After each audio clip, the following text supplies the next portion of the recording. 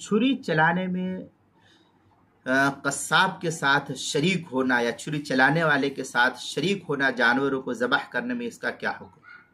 چنانچہ جو لوگ چھری چلانے والے کے ساتھ چھری چلانے میں شریک ہوں ان پر بسم اللہ اللہ اکبر کہنا واجب ہے، ورنہ جانور حرام ہو جائے گا، اس کا گوشت کھانا جائز نہیں ہوگا۔ البتہ ہاتھ پیر منہ پکڑنے والا شریک نہیں، محض وہ معاون شمار کیا گیا، اس کے ذمے نہیں ہے۔ جو چھری پکڑ کر کے ذبح کر رہا اس کے ذمے جو ہے بسم اللہ اللہ اکبر کا کہنا یہ ضروری ہے۔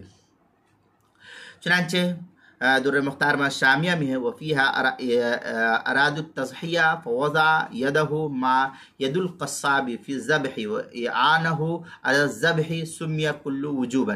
اس طریقے کی عبارت در مختار شامی جلد نمبر 6 صفحہ نمبر 334، فتاوی ہندیہ جلد نمبر 5 صفحہ نمبر 286 اور 304 پر بھی اس کو نقل کیا۔ الباب السابع جو مکتبہ رشیدیہ کوئٹہ بلوچستان کا چھپا ہوا نسخہ، اس کے اندر قربانی کے مسائل کا انسائکلوپیڈیا، اس کے حروف تہجی